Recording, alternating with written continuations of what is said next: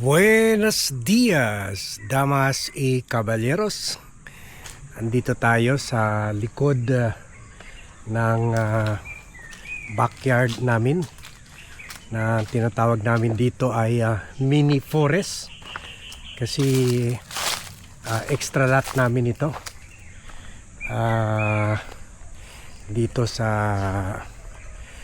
subdivision namin. Wala pa kaming naitayo dito na anuman structure, pang reserva lang siya, for investment lang. Pero marami ng puno dito, mga mangga, mga guyabano, at ina-harvest namin. Nung COVID, gumawa kami ng garden dito, ng vegetable garden. So yan, para maiba naman yung view natin. So punta na tayo sa main house and then sa main road. Okay, so over the weekend nagpa-press con si Johnny Bravo, si DILG Secretary John Vic Remulla, at si PNP Chief Melencio Nartates. At sabi nila 24% daw bumaba yung crime rate. Ibig sabihin there is less crime happening in the country dahil lang si Johnny Bravo ay panay ang pa-gym para maipapakita yung muscle niya during press con.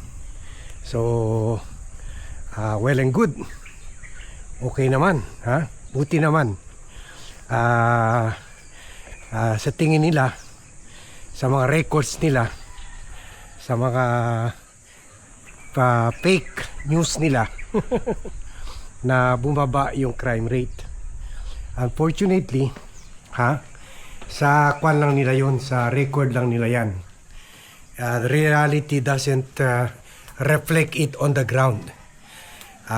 Dahil sa akin lang mismo, sa experience ko, ay 5 times na kami nanakawan doon sa business center namin, investment, commercial investment venture namin sa Zamboanga, yung tawag natin na East Zamboanga Business and Events Place. 3 beses na kami nanakawan. The last was Monday of last week. Ano yung Ngondi? Ano ba yun? Monday, basta start of the Holy Week. Nag-take advantage yung mga magnanakaw yung sa blackout, kaya hindi sila napansin ng gwardiya at saka ng CCTV, dahil medyo malaki yung lugar namin rin doon, 3,000 square meters. So umiikot yung gwardiya na tiniming nila yung wala siya roon sa vendo machine at may blackout. So may mga kwan naman, may mga 20 kami CCTV doon at meron pa kami mga solar lights doon na mga 40. Pero syempre wala silang takot sa otoridad, wala silang takot sa pulis. Kaya yun, they were successful in robbing us. They were successful in making off na malaki-laki rin. Kasi medyo walang bangko doon sa lugar namin. Kaya yung vendo machine at bayad center namin sa harap ng Easy Pharmacy, yun ang parang ginagawang bangko ng mga tao doon. Baka hindi very helpful sa kanila kasi hindi na sila kailangan pupunta sa town proper. doon na lang pwede na sila parang mag bank transactions. So yun, malaki-laki rin kasi ilang araw yun na naipon. So this is very discouraging, very alarming sa mga nangyayari dyan sa amin sa Zamboanga City, doon sa barangay ko, Barangay Manikaan, Zamboanga City. Panglima na yun. The same vendo machine was also broken, yung kanya, yung site niya na buksan rin middle of last year, past midnight. Ganon rin ngayon, past midnight, at ninakawan kami. And then kahit this time nilagyan na namin ng mga grills ng bigger lock kasi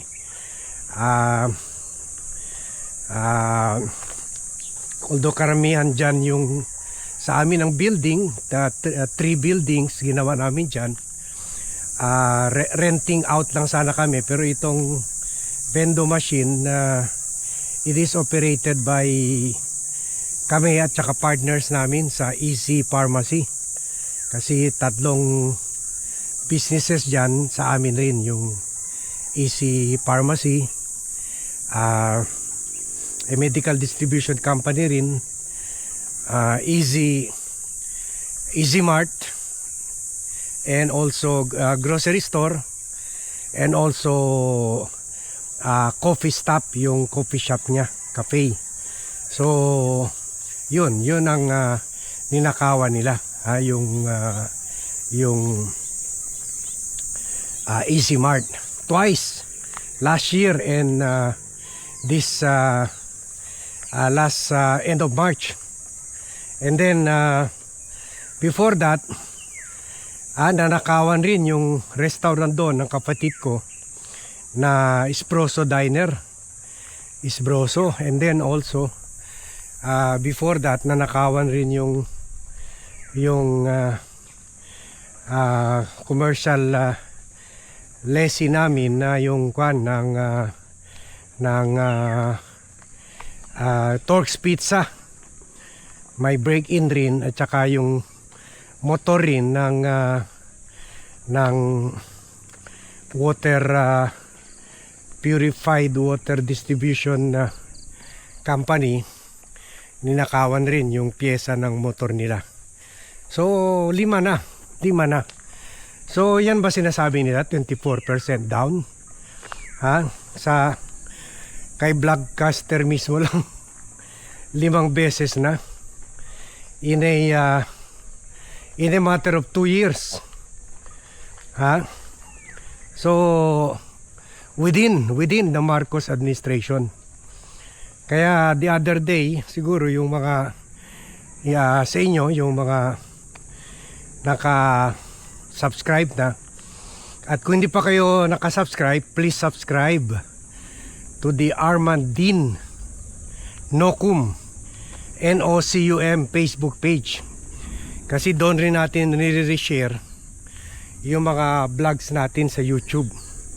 So doon ako nag-post yung pagka-alarma ko sa criminality happening in my own place. This is no longer amusing.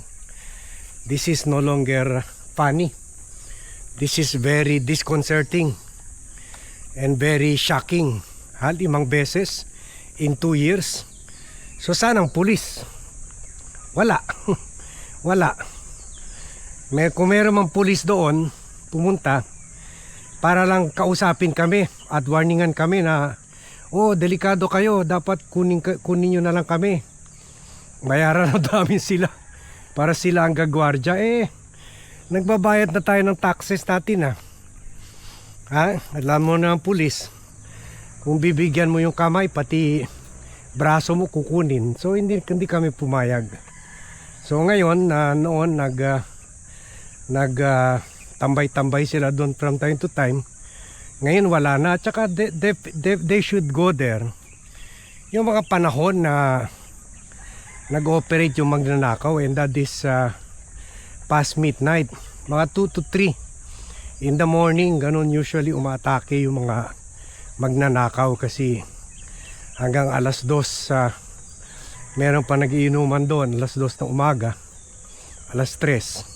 So pag wala ng mga kwan doon, mga